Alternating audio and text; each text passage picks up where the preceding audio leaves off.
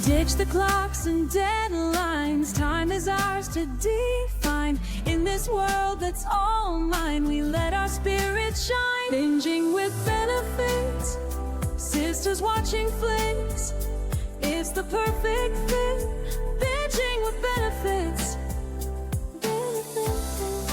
Hi, it's Becca. It's Jess, and welcome to Binging with Benefits. We are here. You are there. We might as well yap about it.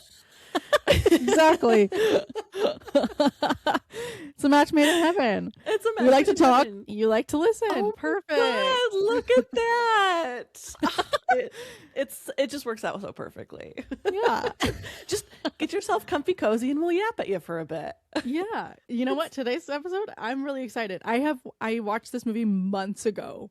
So I have been holding in a secret for so long, you guys. So I am pumped to tell you about this movie today. I'm so stoked to hear about it too. We all know I cannot keep a secret when it comes. I can keep a secret. Let me rephrase that. I Becca can keep a secret.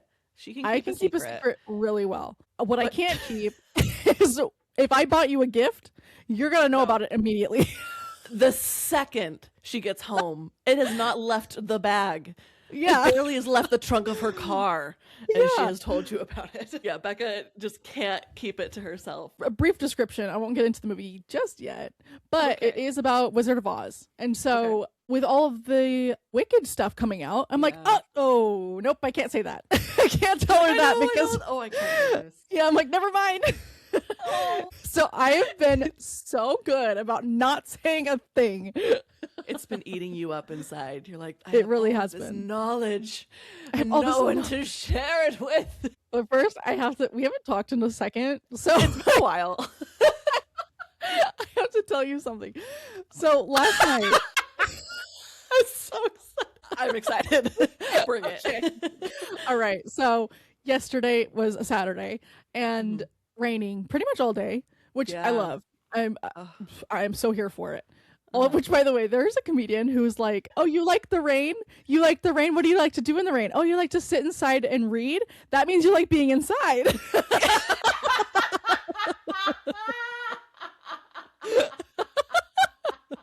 Yeah, I get that. Yeah. You like Anyway. being inside. So I'm like, I'm gonna go to the beach. I'm gonna walk the pier by myself. It's raining. Like I am one of those girls that Having will a literally. moment. Yeah, I'm like, I'm gonna go walk in the rain on the pier. I don't freaking care. I had like boots, a coat, the umbrella. I had all of it. She was prepared. I get 1 block away from the beach, and wouldn't you know it, my tire gauge goes off, and it's like, hey, your front tire is going flat like right now. Also, in the summer, I was told that my tires are pretty bald and I needed to go get new tires. You still haven't done that? No. Rebecca! See, here I thought that you had already done it, and that's why I stopped hearing about it. No, you just stopped talking about it because you didn't want to do it. I'm like, it's not a flat tire yet. I'm good. I'm good. I can keep going. The wheels still go. The wheels still turn. I actually hired our dad. I was like, Pop, if you hired him? I was like, if you go do my tires, I will buy you lunch. I really don't want to go. Okay, but you know what? The ADHD hack of the century. No, seriously, because he doesn't care. No, he'll do it gladly. Like there's someone. Yeah. This is why I outsource so many things in my life. Time is money. Yes. No, and plus I'm like, the place that I would go get my tires changed at, let's just say I would not recommend a woman going there alone at any point. I'd have to go with him anyway, and I was like, if you're gonna go anyway, so can you just take me out of the equation? I'll buy you lunch. I will subtract myself. I know, and add in a lunch. And it's a better deal. Anyway, so yeah, I got 1 block from the beach. Yeah, I was like watching the numbers. I'm sitting in the gas station parking lot and I'm just watching the numbers and I'm like, it's going down. I have to go home. And I'm like, crap. So last episode, my computer was dying and then my phone died. So I'm like, I'm not type B. I'm definitely type A. No. Are you kidding? Becca, anyone who's met you for 5 seconds knows you're not type A. No. I am type B all the way. My phone is constantly on the brink of death. We have 1.5 million text threads. Becca loves to name a chat thread, okay? And like, they're always just something random. Yeah. And so she names this chat thread with me, my sisters, my mom, and my aunt, FBI, fabulous bold ladies.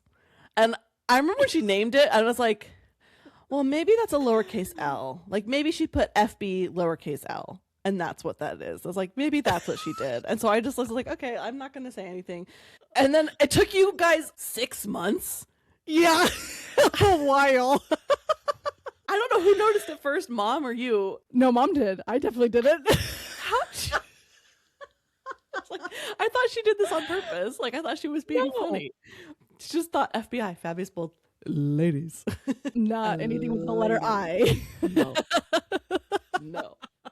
But also our Christmas text thread was also spelled wrong this whole season. And I thought everyone knew too. I thought it was a joke. And so then when Dallin said it literally as they're driving home from Christmas, I was like, wait, I thought that was the joke. That it was spelled differently. It was spelled wrong. I literally swapped the T and the M. It was Grimtis. But Becca's very much a type A personality. Can you tell? Yeah, you guys, I'm so type A. It's crazy.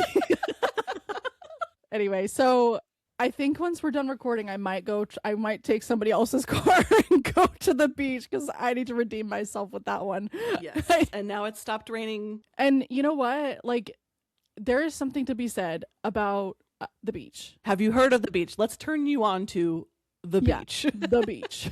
I'm gonna speak like an influencer real quick. You guys, you have no idea. I found the best thing. No one's ever heard of this. No one's ever tried it.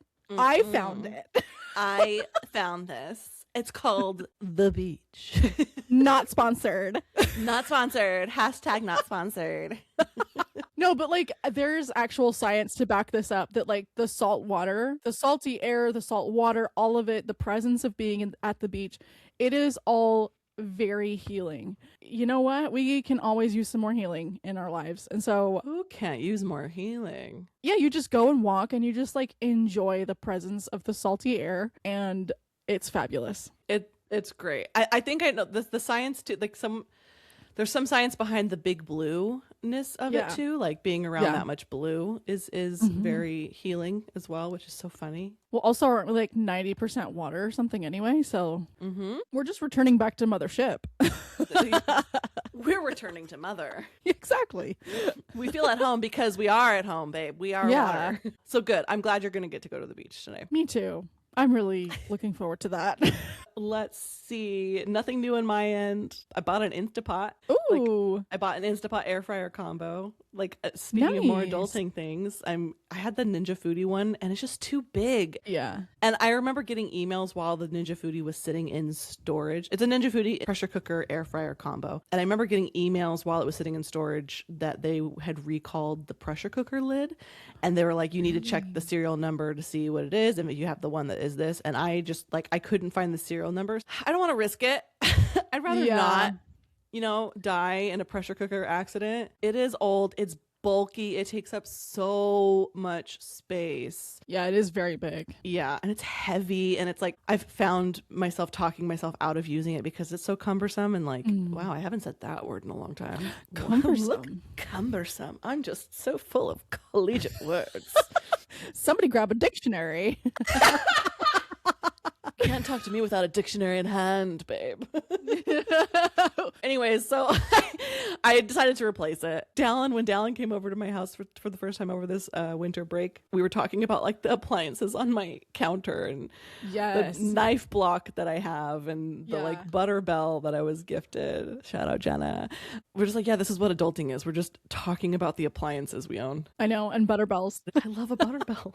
That's new and exciting on my. Also, I have an upstairs neighbor apparently because they are stomping around. They just moved in. I'm gonna give it a couple weeks before I let myself get irritated. I was telling somebody, oh yeah, I'll give it a couple weeks, and then they were like, are you gonna say something? And I kind of joked, I was like, yeah, and then they're like, they're gonna know it's you. Like, yeah, There's no, what are you going to do? Like, you're too loud. Who could it possibly be? The person below me, for sure. Right. Yeah. Yeah. And I was like, oh, good point. Yeah, that's hard. It's hard because, like, they're walking. You're allowed to walk in your home. Apartment living, but we're still real happy. Good. I'm glad. Let's move on to interesting things, shall we? Oh, I'm so ready for interesting things. I like Me things that are too. interesting. I like things that are interesting. We have a joke in the family because Allie, our sister, she said, I like things that taste good. And we're like, oh, do you? Oh, really? So do I. Yeah. What a very unique thing about you. I like food that tastes good too. So Becca sent me this reel on Instagram of these girls sharing random moments that they feel they're hottest. And I was instantly like, Becca, we gotta do this. This is so good. Yes. It's perfect for the first episode of the year. Bring in that baddie energy into 2026. Absolutely. When I feel invincible hot baddie is when I am cooking alone in the house and I am singing full volume. Okay. Like I am singing Phantom of the Opera at the top of my lungs. Alexa is at volume 8. I am cooking. I'm living my life. Living her best life in that kitchen, belting those songs, babe. I love that. That's so funny. Like, I can totally see that. I really can. Yeah. Like, there's something about the loud music and you're like really involved in what you're doing. When it hits, you know? Yes. It's like melted butter. Like, oh. Oh, yeah. The freaking serotonin that is just oozing through my body. I love it. Yeah. You're like, I'm the best. I'm cooking and I'm singing. I'm the best. The best singer. I'm the best cook. I could probably do a little jig here and it'd be the best.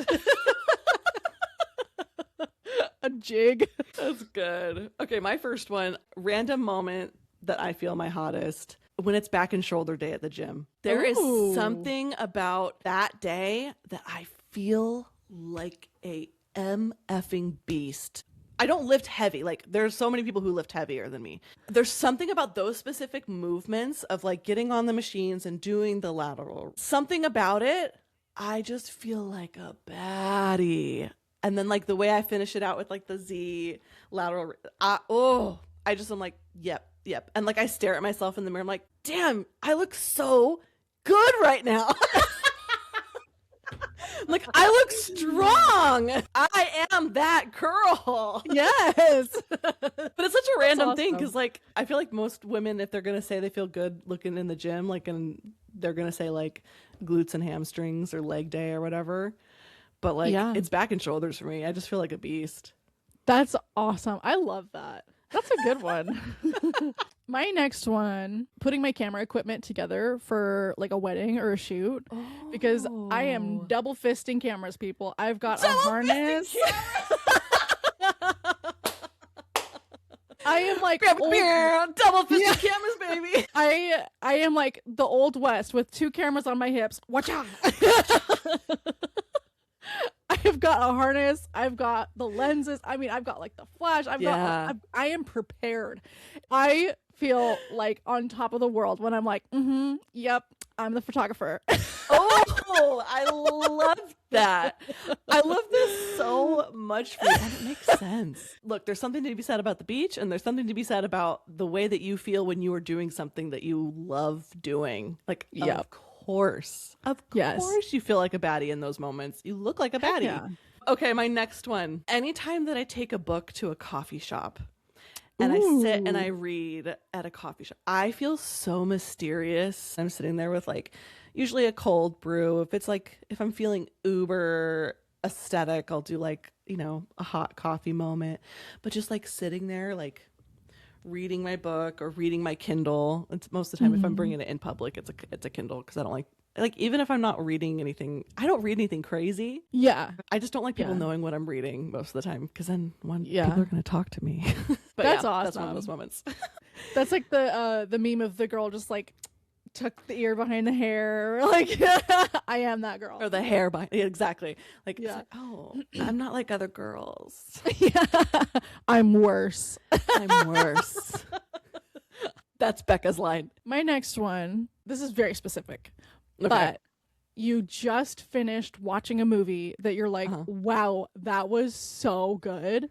And you're walking out with your little bag and maybe it's like some nice shoes on and you're like, I feel on top of the world. I just watched the best movie. And like I have all this power now. Like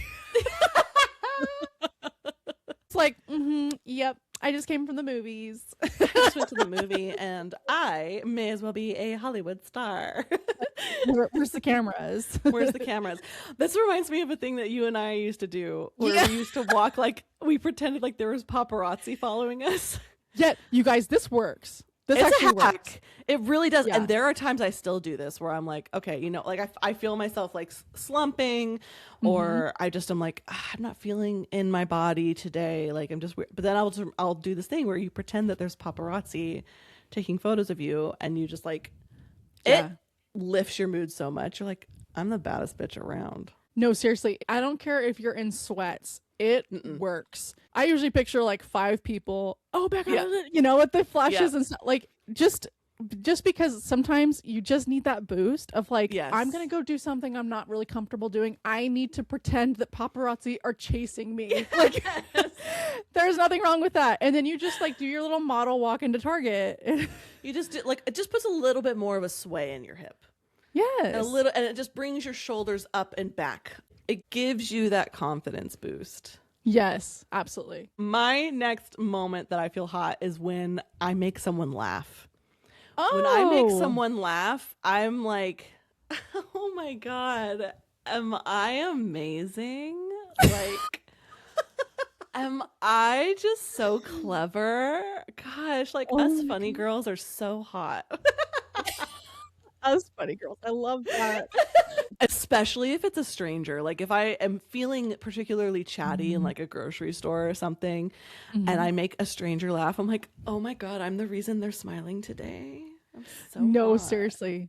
No, I know. I am so hot, you guys. I'm it's crazy. so hot. They're going to think about me all day. I mean, like that cute girl that told me that really cool joke.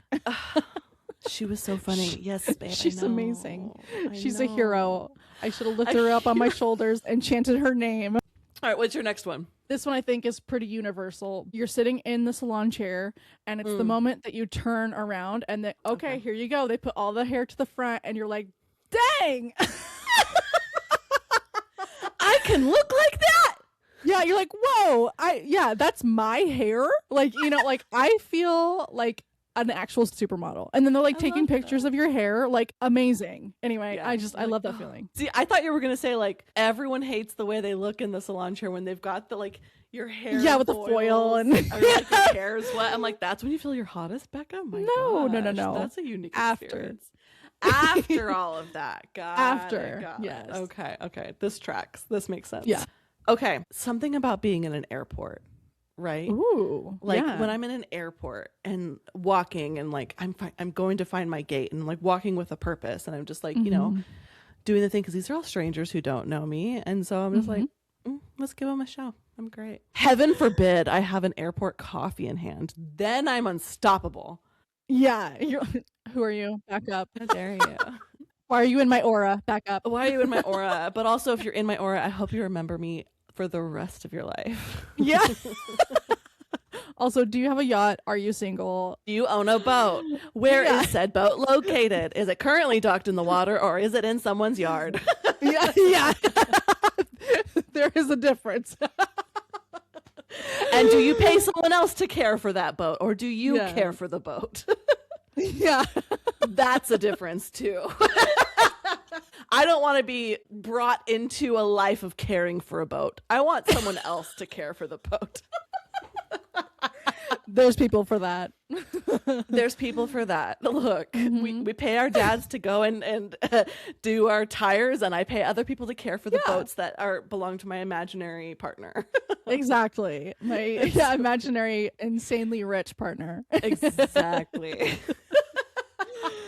this one's kind of silly, but actually it kind of ties into what I was talking about earlier. When I am swimming in the ocean and I am bobbing up and down with the waves and like dodging the waves going under, I'm like, I am that girl. I was born in the water. I am a surfer girl. I'm definitely not.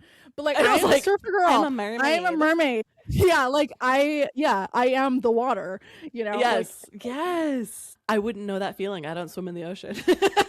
no, but I love that feeling of like being lifted up with the waves. Oh, Yes. there's nothing like that in this world. I love it. That's so true. Like, that's such a good feeling. Like, you float and your feet leave the sand and they like kind of like lift off the sand, so like beautiful and like pointy like a ballerina, and then you land again and whoa. And it's just like you just feel graceful. Yeah, you're like, I am a fairy in the water. She was a fairy. That's a really, really good one. My last one is when I'm at a farmer's market with flowers. Like, I love to buy flowers at a farmer's market, or like flowers or produce. I feel unstoppable. I'm that girl. I'm at a farmer's market with a bouquet of flowers and some fresh tomatoes and out of my little basket. And my little basket that I'm carrying like a Hollywood dog mom. Like, yes, exactly. I am that girl.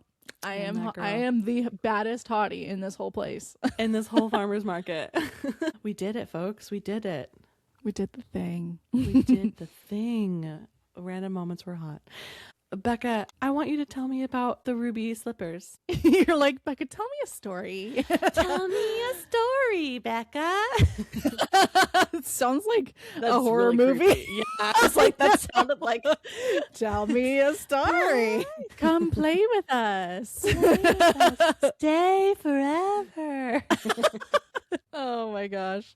Okay, so this movie, I'm so stoked about this. Okay, this movie is called Ruby Red-Handed. Oh, yes. It is on Hulu and Disney Plus. 10 out of 10. Out the gate. Out the gate, I'm saying 10 out of 10. I did not know this, but the ruby slippers were stolen for about 13 years. No one knew where they were. Are you serious? Yes. Wow. This is a documentary. All the interviews were done in 2018 to 2019. This is how they start the movie. Okay. And I quote, "This is a true story. With respect to the characters, their names have been used. Oh. Without them, you wouldn't believe any of it. Red Slippers put Grand Rapids, Minnesota on the map." That's how it starts. It's just like, we're naming names, people. We're bringing receipts. So, brief history. Judy Garland was born and raised in Grand Rapids, Minnesota until she was about 12 years old. Her parents operated the New Grand Theater. So her family ran the local movie theater.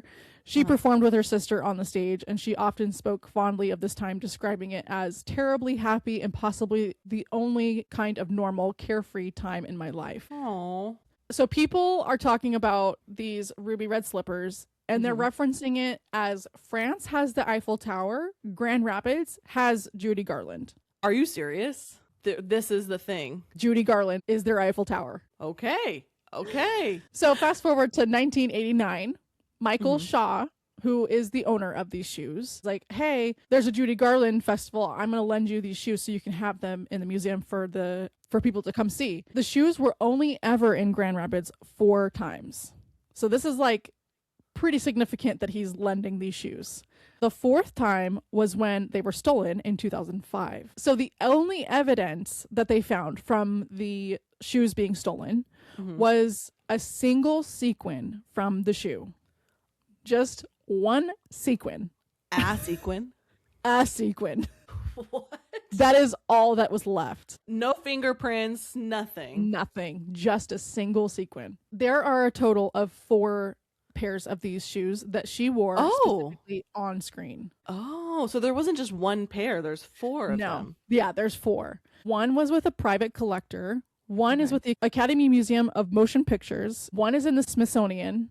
And the one that Michael had and lent to the museum was the primary set of shoes that she wore, making them the most valuable. Okay, so the theft happens August 28th, 2005, the day after Hurricane Katrina. Seeing the news of the hurricane coverage, there was a ticker across the screen reporting that they were stolen. So they're like, Hurricane Katrina, also these ruby red slippers were gone. They called Michael, and he became ill for 3 to 4 days. He could not eat. He was not he was not doing well. I mean, yeah, I get it. Yeah. I mean, as an anxious girly, Yeah. I understand the illness due from stress. No, absolutely.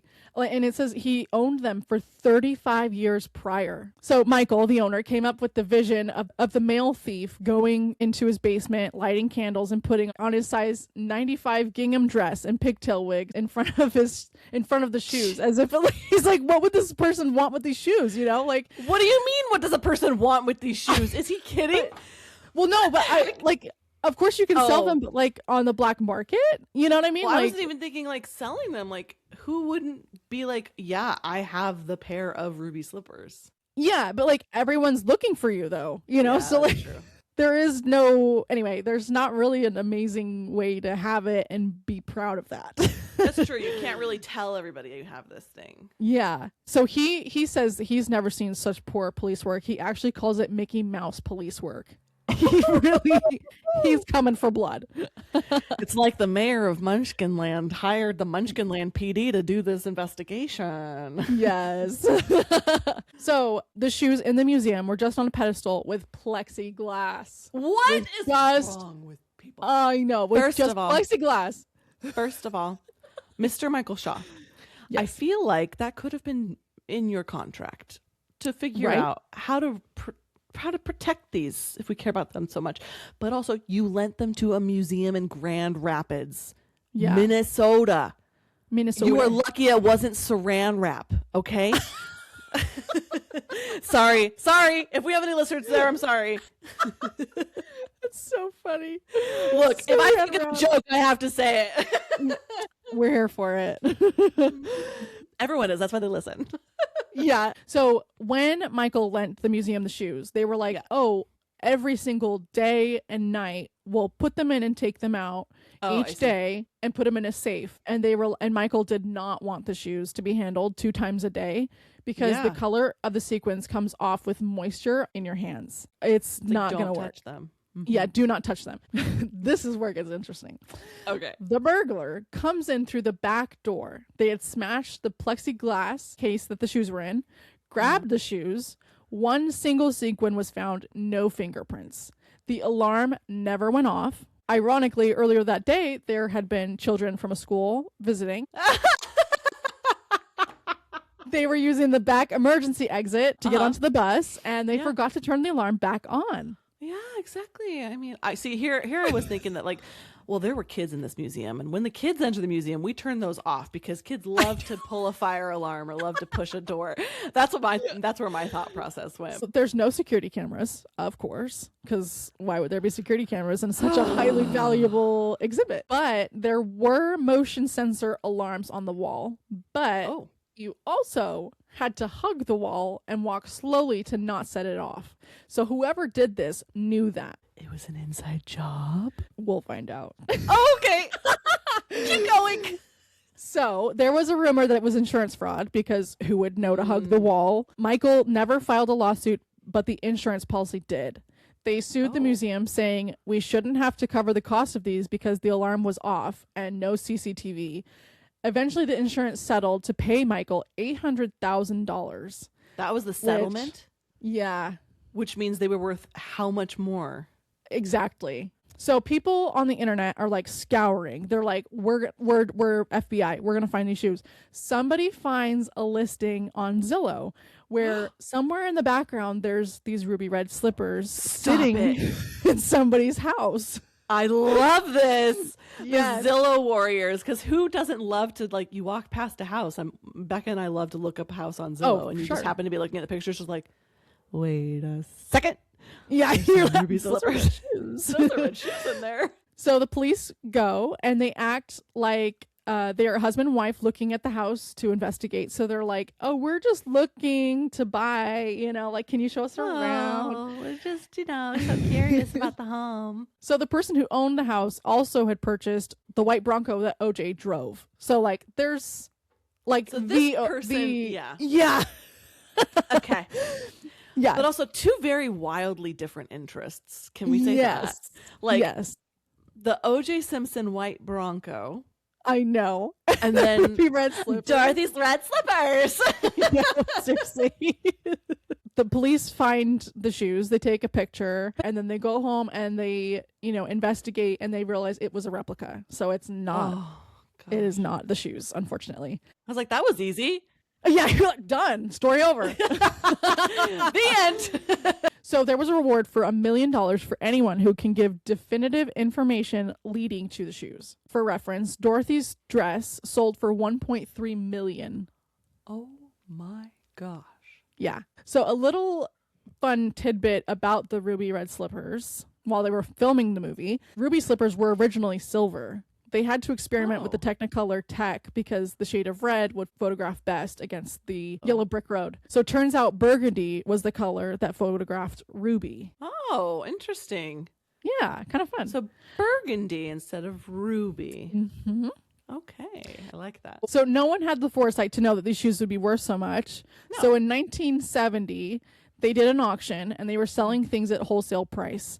So Kent Warner, who was a worker for the auction, he worked in Hollywood costuming and understood the value of costumes in movies. Like, he knew what he was looking at. He, of course, found them and sold them to Michael Shaw for $2,500.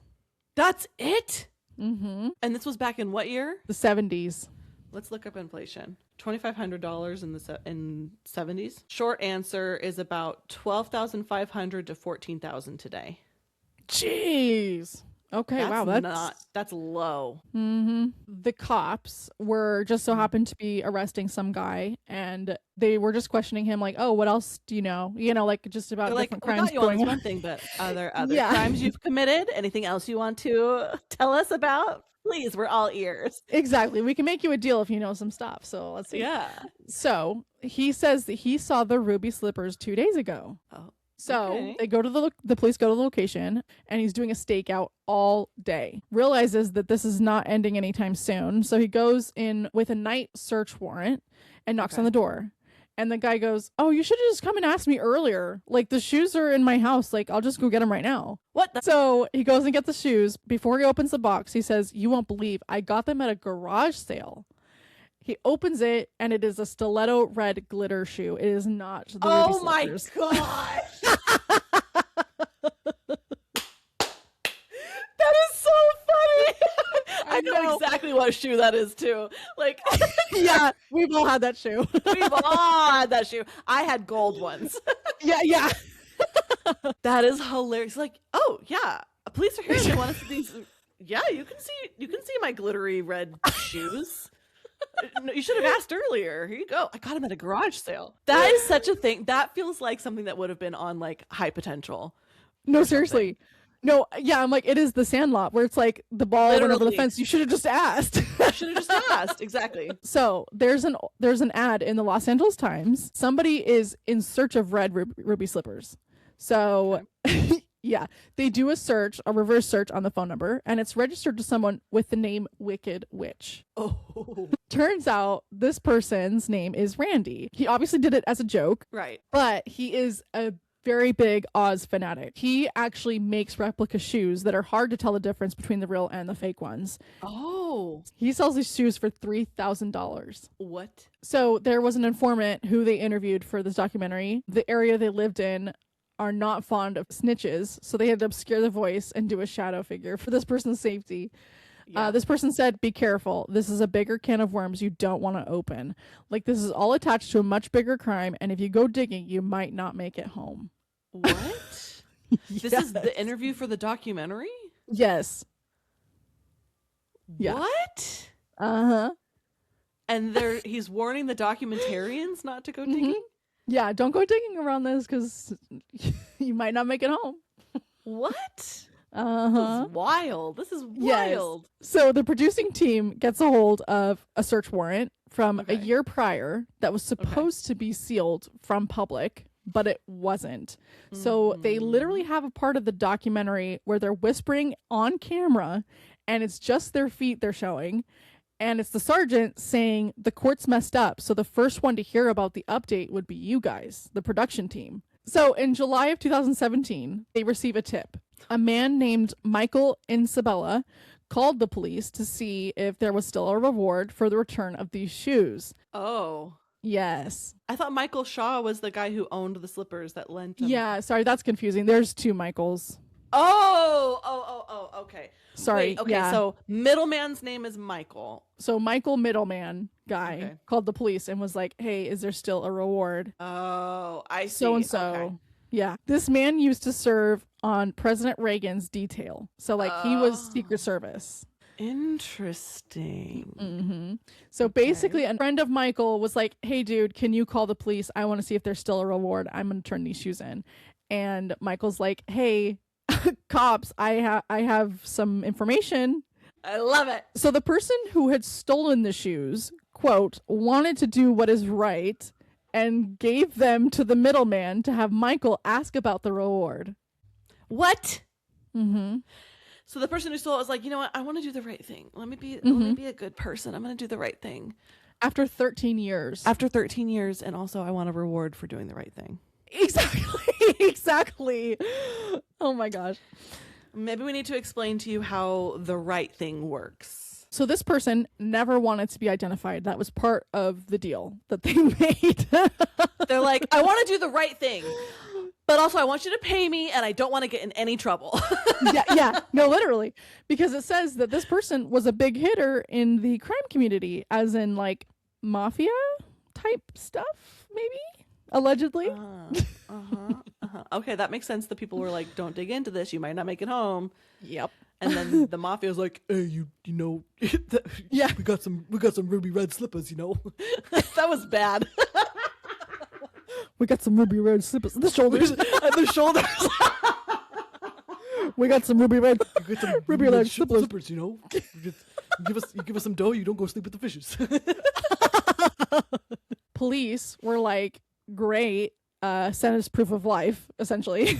Yeah, they're like, send us a picture of the slippers, por favor. So they send pictures of the shoes. The only reward at this point was $200,000 from the insurance company. The person did not like that. They said, oh my God. Okay, so this is ransom. yeah, no, literally. I want to do the right thing, but also ransom. Also, Yep. no. Yeah, they go, no, 200,000 is not enough. For that amount, I can destroy the shoes. What? Yep. So now we're dealing with extortion as well as theft. Extortion, ransom, theft. Yes. Sounds like the mafia. Yeah. Allegedly. Allegedly. Allegedly. I'm not even thinking about getting sued. I don't want to sleep with the fishies. I don't like the ocean. Sleep with the fishies. Sleep with the fishes. If you're in the mafia, submit us a video of you saying that with your shoulders up. No, we want nothing to do with the mafia. Don't give us anything. We respect whatever it is you do or don't do. I know nothing. We want no part of it. Okay, so the mafia's like, We can destroy the shoes for $200,000. They sound like Yogi Bear. We can destroy the shoes. Hey, boo boo, what's in that picnic basket? Is it ruby red slippers? is it ruby red slipper? Freaking Yogi Bear! I knew it! It was him. It was Yogi. It was Yogi Bear! I called it. Damn it, I knew Oh it. It's my always gosh. the sticky fingered bear. Yup. This person, I'm sorry. I just kept thinking about how ridiculous that was. Okay, keep going. I'm focusing on Okay. something else now. they settled on $400,000, which is not that much more than $200,000 if you No. ask me. I mean, would I like 400,000 as compared to 200,000? Yes. Sure. But also, it doesn't feel like that much more. No. So what the guy did not know is that who was meeting up with them. Obviously, they were going to do an ambush. So Duh. yeah, hello. So they set up a time to meet and do the exchange. So in July of 2018, they met at an art gallery in Minneapolis for the sting operation. In walks the middleman, who just so happens to be a very well-known defense attorney, Joseph Friedberg. He is rumored to have ties with the mafia. Huh. You don't say. Mm-hmm. He has defended a lot of hard criminals. Friedberg was involved in some of the most high-profile court cases in the U.S. Senate recount. So he brings in the shoes. The insurance people investigate, making sure that this is in fact the shoes, and they are. They are in fact the shoes. So they give him a cashier's check for $400,000. Wait, what happened to the freaking ambush? Joseph, the guy who brought the shoes, went to go use the restroom and came back to the FBI sitting at the table instead of the insurance agents. Sucks to suck. Hi, Joseph. Look at this. Fancy meeting you here. So they're asking him questions like, how do you know Michael, the guy who called in? And so Joseph and Michael, the middleman and the tipster, they meet at an apartment complex they both lived in Florida. This is years ago. Michael is talking about the celebrities he had worked with, like Liza Minnelli came up. Joseph said that I have access to the ruby slippers. This was after they were stolen? Yeah. So they're asking, obviously, like, who took them? And he says Kent Anderson planned on stealing the slippers, but he was never able to due to his health. Kent was also a known criminal and has been represented by Joseph in the past. Kent's brother is Louis Anderson, a comedian who would talk about his infamous brother in his shows. Oh. Yeah. So there's Michael Middleman. There's Joseph, the attorney. There is Kent Anderson. Okay, so the FBI agents fly from Minnesota to D.C. They fly commercial, and they have the box they're holding on to dear life. They put it in the middle seat, and they seatbelt it in. But they're flying commercial? Yeah, they're flying commercial. Okay. So the flight attendant obviously is like, hi, what's that? Yeah, box on a plane, seatbelted in, you're being real ginger with it. They say, just watch the news, which is not a good answer. You know who else says that? Terrorists. I know. The FBI was like, we can go public and confirm that these are the shoes. So the police are mad because the FBI is like, look what we found. And the police are like, we spent 13 years working on this case. High five. But I feel like from what I know on watching TV shows, that happens all the time where the FBI comes in and takes over a case and the police are like, that was my case. Exactly. Yeah. Michael Shaw, the original owner of these shoes, finally gets word that they have the shoes. He says, I have waited 13 years for those 4 words. We found your shoes. Aww. He's like, who knows how many feet went into those shoes the last 13 years? Like, we have no idea what they've been through, where they've been. What those shoes have been through, what those shoes must have seen. Who knows what dirty dog was inside those shoes? Was it in a temperature-controlled room? No. So Sergeant Stein says to read the book, The Rockwell Heist, because it reeked identical to this case. Oh. In February of 1978, Bonnie Lindbergh had an art gallery. They had special event for an original Norman Rockwell paintings. They had 332 Saturday evening postcards, limited edition, and originals. About midnight, she got a call from the gallery. The paintings were stolen. They took the 7 of the most expensive paintings and a Renoir valued at $125,000. And that's in 1978. Oh, wow. So at least $500,000 now. Yeah. The previous day to the robbery, they recalled 3 men coming through the gallery asking questions about the doors in the gallery. Oh, that's interesting. Not suspicious at all. I know. Doesn't feel like you should report that at all. I know.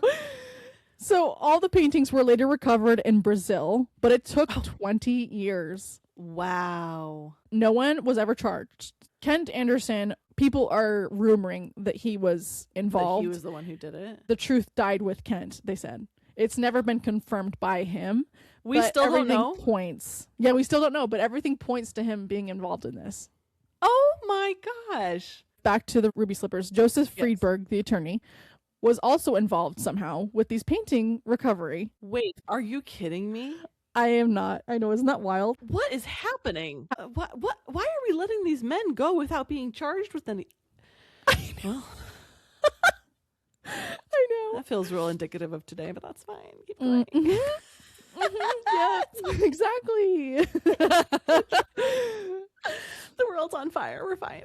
Yeah, everything's fine. The actual thief lived in Grand Rapids all along. Of course. So they found the thief by tracking Joseph's phone calls before and after the return of the shoes. At this point, it had been 20 years since the robbery. They waited So- that long to confirm. I know. Jeez. So the man who stole them, they show a picture. He's a small, frail old man sitting in a wheelchair on oxygen. And this is 20 years after. So. Yeah, this is 20 years after. But this like cute little old man in a wheelchair on oxygen is who stole these shoes 20 years prior. Gosh. His name is Terry Martin. He stole the shoes when he was 57 years old. He had a long string of life of crime previously, but this was his biggest score, quote unquote. Kent and Terry had worked on jobs in the past together. They're tied together. Huh. Mm-hmm. Interesting. It's almost as if. The police had suspected it was Terry. They went to his house for his wife's immigration crime. Terry would agree to cooperate with police as long as he would not prosecute his wife for illegal immigration. He's like, I'll talk, but don't do anything with my wife. Oh, interesting. Okay. So they ask him, how'd you do it? And he says he had been casing the place for a while. But one night, he took a sledgehammer to the back door window, let himself in, went to the slippers, smashed the case, grabbed them, and left. The whole thing took 30 seconds. He had thrown the hammer out the car window into a field, and when he got home, he hid them on his property. And when he showed the shoes to Kent, he realized there were no actual rubies on the shoes. The stupidity. People, are you dumb? Oh, apparently. Men don't know anything. Ugh, You know what would help? A quick Google. A quick Google search. A quick little Goog will tell you exactly what's made of. Oy vey. Yes. So they thought they were gonna like dismantle these shoes and sell the Yeah. rubies. Okay. Mm-hmm. Wow, stupidity. Terry pleaded guilty and was sentenced to time served, 1 year of supervised release, and had to pay $23,000 of restitution because he was so old and his health was terrible. They Yeah. were like, Oh, basically, you're way, yeah. you're good. Pay the check and we're done here, essentially. That's how you get away with crime. I know. I was like, literally. So apparently, you can commit any crime as long as you don't get caught till you're old and dying, and then you're fine. Who had the shoes all of these years then? Like, Yeah. it's too convenient that Terry is pointing to a man who died 2 years after the robbery had happened 20 years ago. The FBI was like, Kent was the scapegoat since he was dead. So all of that was false. So now they're like, we don't believe any of this because he just pinned it all on Kent because he can't speak for himself. He's passed. Yeah. So he's like, yeah, I tried to sell it to Kent, but Kent may actually not have been involved at all. Right. There was, however, a second person who acted with Terry. His name was Jerry Slitterman. Jerry, Larry Yep, Terry and Gergich. Jerry. Yeah. Larry Gergich. Which is who was on that supposed sealed warrant that producers found. Interesting. Jerry, who was also an older man, who was also on oxygen in a wheelchair. I mean, everyone was smoking, so everyone's on oxygen. Yeah. Jerry threatened to release a sex tape of a woman if he didn't keep quiet about him having the slippers. Yeah. What? This is just insane. Yeah, it just goes, it just keeps going and going and going. There are so many things that are happening in this. I know, isn't it wild? Jerry was also a known thief. So he was there for the robbery, and it was in the car that he realized there are no rubies on these shoes. So many idiots in this I know. story. And they were later able to confirm that Terry and Jerry were together on this because of a traffic stop. Stop it. Yes, I'm not even kidding. They were pulled over for speeding. And they just have the ruby slippers in their car that they are like, Yep. what are we going to do with these now? Because they're not actual ruby slippers. Jerry hid the shoes in his pants. Are you kidding? Antique, classic American history shoes. Yeah, let me just shove them down my pants real quick. With my other rubies. I know. Rubies. That was a good one. Jerry was the one who had possession of these shoes for the last 13 years. He just had them like casually in his closet. It gets more intense. What? It gets more? Yes. How? I'm so Okay. Bring it. Let's take a trip to Jerry's suburban home. 15 minutes from downtown Minneapolis. They talked to his next door neighbor, who was also named Jerry. I'm not even This is kidding. literally Jerry, Gary, Larry, Gergich. Like, Jerry, Terry. Oh, So neighbor's name is Jerry Winker. no. And Okay. he said that Jerry, what's Jerry's last name? I can't remember now. Stein? The OG Jerry. The OG Jerry. We're just going to say that. OG Jerry. Neighbor Jerry and OG Jerry. Neighbor Jerry said that OG Jerry was a very nice man. In between their two houses was this little side yard that OG Jerry had a vegetable garden in. OG Jerry went to his neighbor Jerry and said, "Can you guys help me install a security camera? I want to see who's stealing my vegetables." So they help him and come out to find out that he was watching the slippers because he buried them in the garden for 7 years. Well, see here we have our carrots, and there, I've got some lovely red tomatoes that are coming up. There we have the ruby red slippers, and right next to the rutabaga. Yeah. What? For 7 years, they were in a garden. I'm speechless. I'm speechless. What? He had originally put the slippers in the eaves of his garage outside and then moved it to the garden for the rest of the 7 years. Oh my gosh. So when the police finally get a warrant to search Jerry's house, they find an insane amount of stolen goods. Oh, really? There's paintings, furs, fancy rugs, brass, gold. They just keep coming out of the house with more and more stolen goods. I mean, it's just like a rotating line of people coming out of the house with stolen stuff. I have no idea. Sticky fingers. I guess. I imagine this OG Jerry to just be the stupidest person ever. So he's like stealing all of these things, thinking they're made of rubies or they're actually made of something else. This is such an SNL sketch. Like, I know it really is. like goes to steal something thinking it's made of what it actually is, and he keeps stealing like movie props thinking it's really everything. And he gets it. Dang it! More sequins, and he chucks it in the back of his like car. He's like, add it to the pile of all the things in his house. I know. Has anyone checked on Jerry for the Louvre stuff? Right? Well, didn't they find the people who did the Louvre? Yeah. And they're like insanely attractive. Very attractive, yeah. They're like, why are all the pretty boys robbing things all of a sudden? You cannot trust a pretty man. No, you can't. This is why if I see a pretty man on an app, I am swiping left. I'm like, Oh. you're too pretty. Absolutely. You're way too Yeah. pretty. And you know it. And you know it. Exactly. That's a problem. Okay, so the shoes finally are returned to Michael Shaw, the original owner, but he had to buy them again from the insurance company for $800,000. This is what I thought was going to happen. And this was a question I had for you. And I'm really glad I held on to that question. Because I was like, okay, so they paid him out. So like when he gets the shoes back, is he just going to have to pay them back? Or, Yep. Okay. All right. Well, This actually made me tear up a little bit. So they have a video of him being reunited with the shoes. And it is the sweetest moment because this man is now obviously older and he's like very, you're laughing so hard. I can't. It's really sweet. I'm sure it is. After you've been in the documentary for so long, like I can see where that would like, but Yeah. to me, like I'm just like, this man's crying over getting Dorothy's red slippers. But I get it, Jess. Like I need to calm down. I'm being way too cynical about this. This is so funny. Michael Shaw is now in his 80s, walks into the room and he just stops and he starts to cry. And he said, "This is an old friend I haven't seen in a very long time." Okay, I get it. I know. Isn't that so sweet? That's honestly adorable. Michael ended up selling the shoes after a while since he was getting older. And it's a Yeah. huge liability, obviously, to own these shoes. They've been stolen once. Yeah, especially after now that story. Randy, who, if you remember, is the Wicked Witch.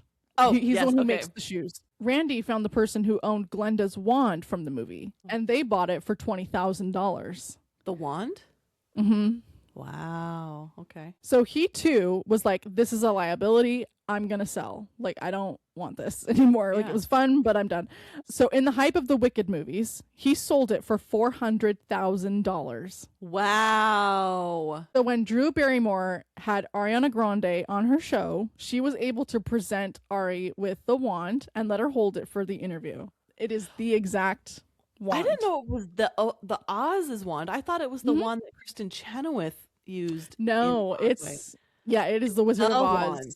Yeah, it is Glenda's original wand. Wow. Okay, I didn't know that. So December of 2024, there was an auction for the slippers. They opened the bidding at $1,550,000. Especially now with all this lore attached to them, like that just For sure. upped the price. Absolutely. So the ruby slippers sold for $28 million. What? Yes. Yeah, 28 million? million. Whew. The previous world record was the Marilyn Monroe subway dress, and that was 5.6 million. That's over 5 times the Yeah. amount. Look, I did math. Wow, me too. I look at So the museum now has an exhibit of where the ruby slippers were stolen. you know what? Get that bag however I you know. can. And they have the single sequin they found, and it is on display. Well played, Judy Garland. Like, well Yep. played. Well Yep. played. That's exactly what you should have done. Just put the single sequin on display. Recreate are you kidding me? Yeah, they're like, here's where they were. Iconic. I Here's where they know. were. Recreate the crime scene with the single sequin. Iconic. That was a smart marketing move. Whoever's in charge of that should have gotten like a massive raise. Maybe $28.5 million worth of a raise. Yeah, seriously. I know. I'm like, how much does that sequin cost? Like, worth-wise, you know? That's true. Also, another fun thing I learned from this documentary is that they were using red marker to make the shoes red because sequins kept falling off. And so they would have to really quickly put sequins back on. And so they would just color in the blank spots of where a sequin was. That makes sense. I mean, that's what I Isn't would that do. insane? You don't have time to, yeah. Yeah, to stitch a new sequin on a shoe. Yeah. That's crazy. No wonder he said that the red dye would come off when people touch it. The end. Isn't that insane? That's a wild story. That is Yes. an insane story. Like, Yes. that's so funny. And it's on Hulu, you said? Hulu and Disney Plus. Okay, I'm going to have to watch it because that just sounds too interesting. That's so It is fascinating. Fascinating. Yes. Look at that. True crime, but not of the murder kind. I know. It's like a fun one. Yeah. Anyway, it's so fun. It's a fun watch. Oh, good. Well, Yeah. do you want to hear a benefit? I am so ready for a benefit. Okay, great. This benefit, it's not really anything like tangible. Look, I am known for a benefit that's just an idea of something. Okay. We love it. We love it. So, as a girl who learned hypervigilance very young and like monitoring emotion, monitoring circumstances, environment, all of that, and like as an ADHD anxious girly, I have been trying to practice the art of detachment lately, or really just letting life surprise you. Anyone else who is listening who also identifies as like a hypervigilant person or somebody who's constantly monitoring, you know that the thing we love is we love control, but not in like a controlling way, but like not we a love negative to way. know exactly. We know we love certainty. We love to control what we can control, to try to avoid ambiguity, to try to avoid uncertainty, to try to avoid anything happening that we're not prepared for. We try to like be super prepared for everything that's possible. Obviously, there's lots of things in life that we cannot control, and so that leads to a smidgen of unhappiness, right? Or anxiety, right? So something I've been trying to practice lately is just the art of letting life surprise me. I'm trying to make myself comfortable with the idea of just letting life surprise me. I had a very specific plan for all of my life. I thought I knew, so much of what I was going to do when, who it was going to be with, everything about my life. I was like, I have this plan. I have a very well thought out, well painted picture of what my life is going to look like. And that brought me a lot of comfort, like knowing what my life was going to look like. Obviously, to change up my life the way that I did in the recent years, I had to get comfortable with uncertainty. And honestly, it got to a point where the uncertainty was more exciting to me than the certainty, or it made me more happy. And so I leapt into uncertainty. But those parts of me still exist where I struggle with uncertainty and I struggle with not knowing how things are going to turn out sometimes. I think there's certain things where I'm like totally fine. Like, I don't know what life holds for me in the next 10 years, and I'm totally fine with that. But there's like little things that, like, when it comes to schedules, I have a really hard time with transitions. I like to have things scheduled out, but I have ADHD. And so the schedule doesn't always work. Like, sometimes it ends up taking me an hour to get ready instead of the 15 minutes I thought it was. And so it just puts everything back. And so it gets really frustrating. And this is a really long-winded way of just saying, like, I've just been trying to like let the universe surprise me, let life surprise me. Yes, I can make a plan. What they say, like, you make a plan and God laughs. Yeah. You know, and so it's kind of like I'm trying to just be okay with, you know what? I don't know how this is going to go. I don't know how this is going to end, but am I enjoying it right now? How do I feel in this moment? Am I having a good time? Did I have a good time? Is there anything wrong in my life right now? Am I in any danger right now? Basically, the benefit this week is just to try to become comfortable with not knowing or not having control how things are going to turn out. The joy in letting life surprise you. Yeah. The most memorable things that happened in my life were things that happened from spontaneity, or things that happened from just an accident, a happy accident, because sometimes those weird coincidences make it that much more memorable. And those things can't happen if you control every single aspect of everything that's happening, or you think you know how everything is going to turn out. That is the beauty of living, is we don't know. So why am I spending so much time worrying about what I don't know? Like, those moments when I didn't know what was going to happen, those were memorable. Yeah, no, it actually reminded me of, being a teenager. And like, you're brought up to not even just like an LDS faith, but just like in society, you know, you graduate high school, you go to college, you get married, you have kids, you do the thing, check you know? boxes, Yeah. And so I remember thinking like, well, now I'm 25 and now I'm 26 and now I'm 27. I don't have those things. And now, right now, I am 33 and I do not have those things. You know, like, looking back, I'm like, oh my, no, thank goodness I don't. Like, because like, could you imagine me married right now? I wouldn't be. We don't, maybe, you know what, you've always had very clear ideas of what you do and don't like, though. So if you did get married, it would have been very much like, this is a person that is not gonna piss Becca off. Yeah. But like, the idea, like, as a teenager looking into my 20s of like, this is what my 20s are going to look like. I'm going to get married in my late 20s. I'm going to have kids in my early 30s. I'm going to blah, blah, blah. I'm going to have the career. I'm going to have the house, you know, all the things. And then, when it doesn't happen, like, my instinct was to be sad about it. Yeah.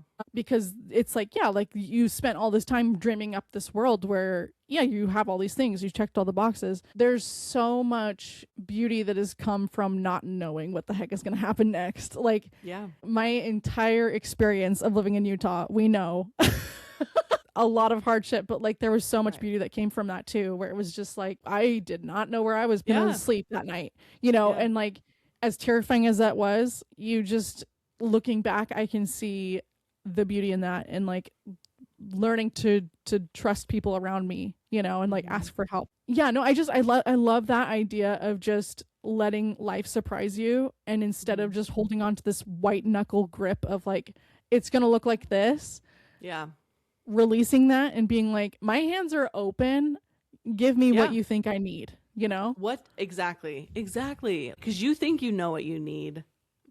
We always end up with what it is that we actually need. Yes, absolutely. And a lot of that isn't things that you plan for. No, absolutely not. I mean, there is not a person on the planet that's like, oh, everything everything that I have done in my life is exactly how I planned it. I'm going to walk down this street and then I'm going to meet my husband at this time and I'm going to go and get the job at this office. And you know what I mean? Like nothing works out like that. Like nothing works out the way we want. Works. I know. No. And it's so funny because the old me used to hear, like, I would know that, but then there was still a part of me that was like, but I can still control it. Yeah, Like, absolutely. I can still control it. And I believe there's a certain extent of like, you can control some of it.